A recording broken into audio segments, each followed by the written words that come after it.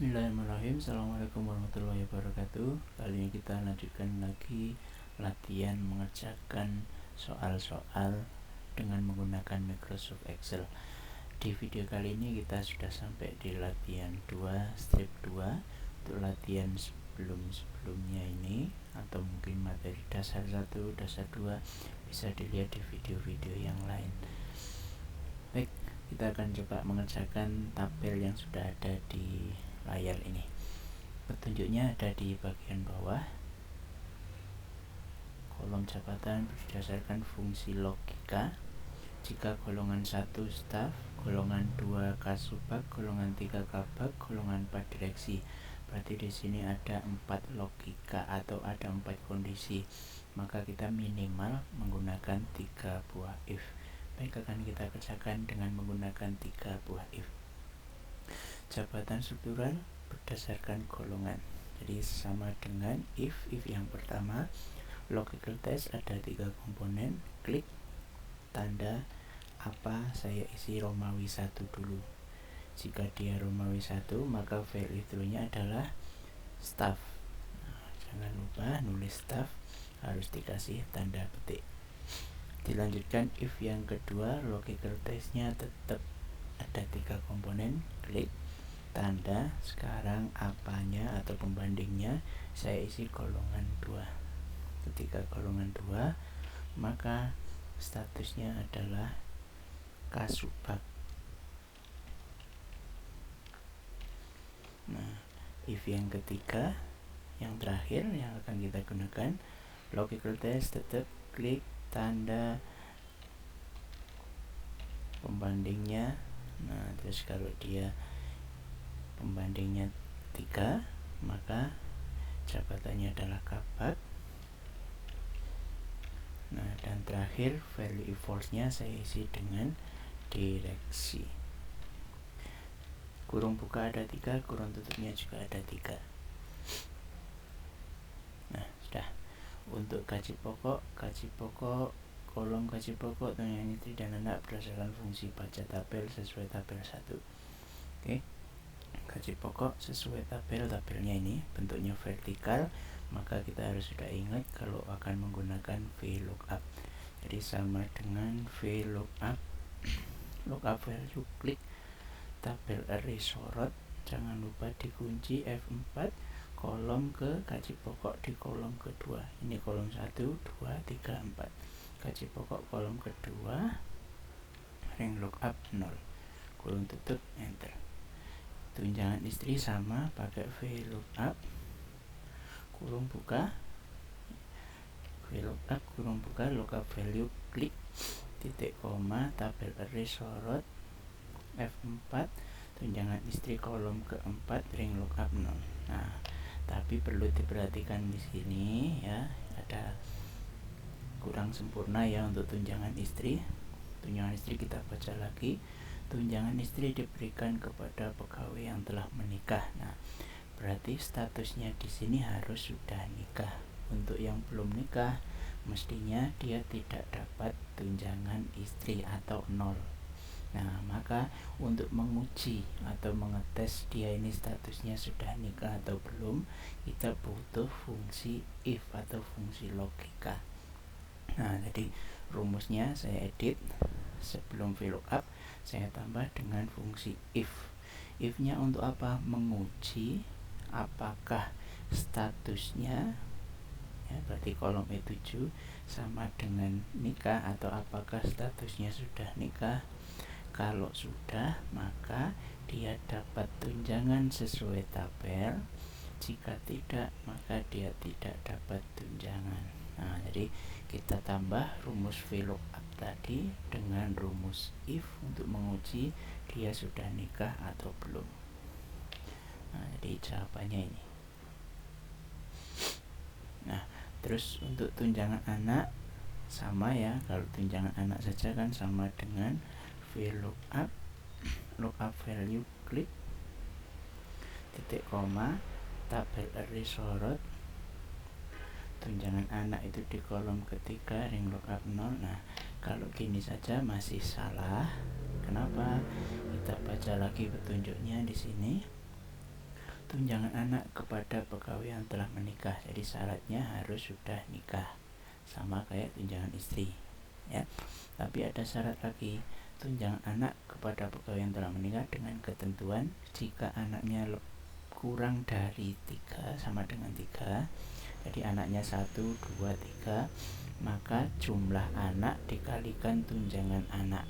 Jika lebih maka tunjangan anak dikalikan 4. Nah, jadi di sini cuma tunjangan anak saja. Kita belum lihat statusnya sudah nikah atau belum, terus belum lihat anaknya jumlahnya berapa. Kalau anaknya 1 sampai 3, maka jumlah anak tadi dikalikan dengan tunjangan anak ini. Tapi kalau anaknya lebih dari 3, misalkan anaknya 4 atau 6, maka yang dikalikan bukan 4 atau 6, tapi 4 dikalikan tunjangan anak. Nah, maka di sini kita ubah rumusnya. Pertama, kita harus ngecek dia statusnya sudah nikah atau belum, dan kita harus ngecek dia anaknya lebih dari sama dengan 3 atau kurang dia anaknya lebih dari 3 atau kurang dari sama dengan 3. Nah, berarti kan ada 2 logika yang harus dipakai bareng, ngecek status nikah dan ngecek jumlah anak. Maka di sini saya butuh rumus N. Ya, jadi if digabungkan dengan rumus N. Rumusnya jadi if N, logical pertamanya saya cek statusnya sudah nikah atau belum, berarti status sama dengan nikah. Ya, ini logika pertama sudah status sama dengan nikah. Nah, terus yang kedua, nah sekarang logical 2. Logical 2-nya apa? Jumlah anak kurang dari sama dengan 3. Ya, jadi kalau sudah saya kurung tutup. Nah, di rumus ini kita ngecek statusnya nikah dan anaknya kurang dari 3. Nah, terus kalau statusnya nikah dan anaknya kurang dari 3 gimana? Seperti tadi ya di informasi ini, jika statusnya nikah dan anak kurang dari 3, maka jumlah anak dikalikan tunjangan. Nah, berarti kalau dia statusnya nikah dan anak kurang dari 3, maka jumlah anak, nah jumlah anaknya kolom F, sel F7 dikalikan dengan tunjangan anak. Nah, sampai sini sudah logical yang pertama. Nah, terus sekarang yang kedua apa? Jika N lagi, kita uji statusnya nikah sama dengan nikah. Ya, status yang kedua dan anaknya lebih dari 3. Ya, 2 logika sudah. Maka apa? Maka bukan jumlah anak lagi, tapi apa tadi? 4 dikalikan tunjangan anak. Nah, berarti maka di sini 4 dikalikan tunjangan anak apa? Pakai VLOOKUP lagi. Lookup value, klik tabel array sorot, tunjangan anak kolom ketiga, ring lookup 0. Nah, jadi kalau anaknya lebih dari 3 dan statusnya sudah nikah, maka 4 dikalikan tunjangan anak. Nah, jika dia belum nikah, jika dia tidak punya anak gimana? Maka 0 atau tidak dapat tunjangan ya. Kurung bukanya if 2, kurung tutupnya juga 2. Enter. Nah, ini jawaban yang benar ya. Jadi sini kita uji statusnya nikah dan anak kurang dari sama dengan 3. Kalau iya, maka jumlah anak dikalikan tunjangan anak. Terus kita uji lagi statusnya nikah dan anaknya lebih dari 3, maka 4 dikalikan tunjangan anak.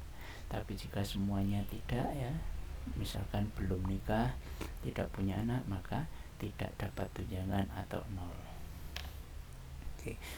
Selanjutnya tunjangan struktural. Tunjangan transport berdasarkan tabel. Nah, tabelnya bentuknya horizontal, langsung ingat sama HLOOKUP. Nah, jadi di sini rumusnya pakai HLOOKUP. HLOOKUP kurung buka.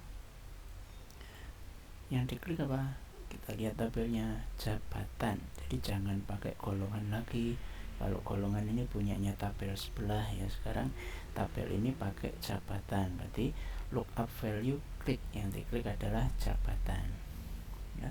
Selanjutnya tabel array sorot, jangan lupa F4 baris kedua ring lookup 0 kurung tutup enter. Tunjangan transport sama pakai H lookup value klik jabatan titik koma sorot tabel acuan F4 baris kedua ring lookup 0. Nah seperti ini. Total gaji mudah ya, tinggal menjumlahkan aja sesuai petunjuk. Total gaji adalah penjumlahan gaji pokok, tunjangan istri, tunjangan anak, tunjangan struktural. Jadi tinggal menjumlahkan biasa saja, sama dengan gaji pokok plus tunjangan istri, tunjangan anak, tunjangan struktural. Oke. Nah, berikutnya di bawahnya ada tabel total golongan 1.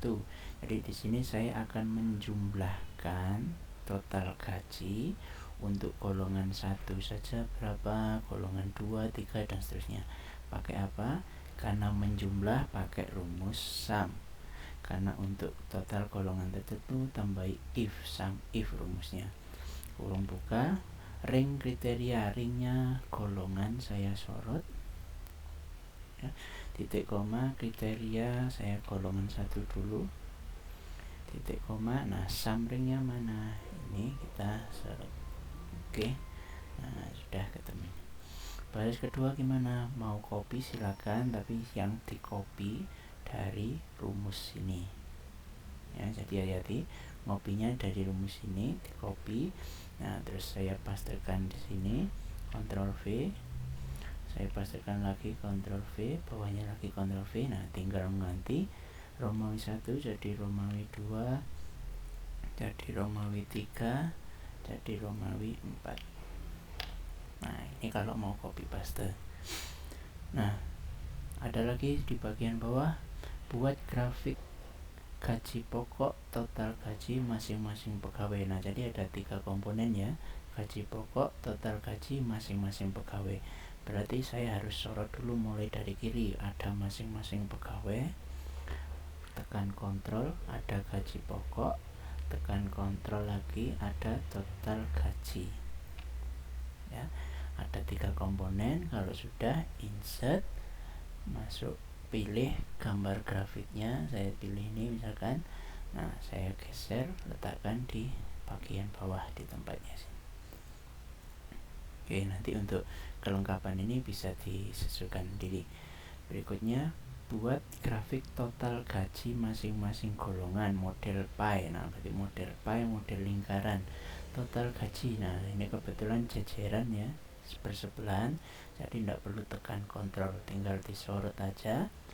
Insert, pilih model pie, klik. Nah, sudah jadi. Ya, sekali lagi untuk atribut kelengkapan ini bisa memanfaatkan desain dan format. Di latihan sebelumnya sudah kita bahas. Oke, kita lanjut sekarang di latihan 2 strip 3.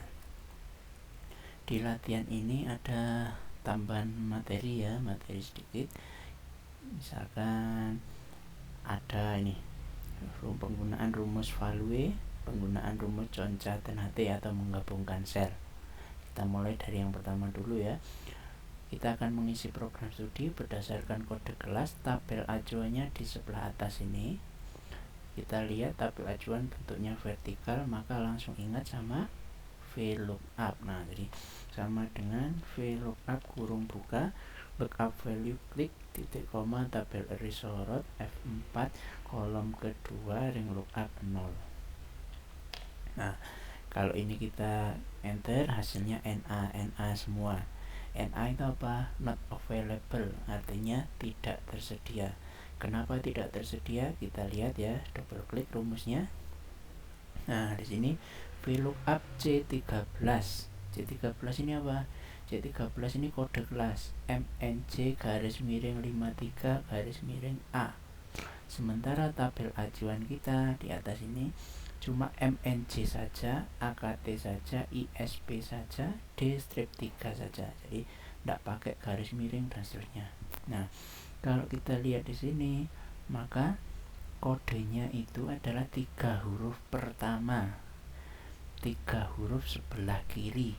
Nah, berarti kita langsung ingat sama fungsi string, yaitu left itu kiri. Nah, berarti rumusnya di sini bisa kita ubah, jadi ditambahi dengan left itu isinya kan teks C13, benar. Jumlah karakter berapa? Saya ambil 3 huruf saja, berarti titik koma 3 kurung tutup. Nah, jadi rumusnya dimodifikasi jadi kayak gini. Jadi bukan sekedar C13 saja, bukan ini saja, tapi saya mengambil 3 huruf sebelah kiri. Oke, enter. Nah, sekarang jawabannya sudah benar. Jumlah mahasiswa, saya ingin mengambil angka yang di tengah. Tengah kita ingat sama rumus mid, sama dengan mid kurung buka, teksnya diklik. Bentar ya, saya besarkan dikit. Saya ulang, sama dengan mid, teksnya kita klik, titik koma, start num ya, yang tebal start num. Start itu mulai, berarti M N J garis miring 5, berarti mulai huruf ke 5. Jumlah karakter berapa? 5, 3, 2, 3, 4, 0. Berarti jumlah karakternya 2. Kurung tutup, enter. Nah, nanti ketemu jawaban angka-angka ini ya. Nah, tapi angka ini, kalau istilah saya, angka yang bukan angka. Kenapa? Karena walaupun ini angka, kita biasanya kalau di Excel kan nulis angka dia rata kanan, tapi dia rata kiri ya. Ketika 09 kan biasanya munculnya 9 saja, tapi dia 09. Dan angka ini misalkan saya jumlah di home ya, pakai auto sum, saya sorot, enter, nah, hasilnya 0. Karena walaupun kita melihat ini sebagai angka, tapi dia bukan angka. Nah, untuk menjadikan angka ini menjadi angka yang benar-benar angka gimana?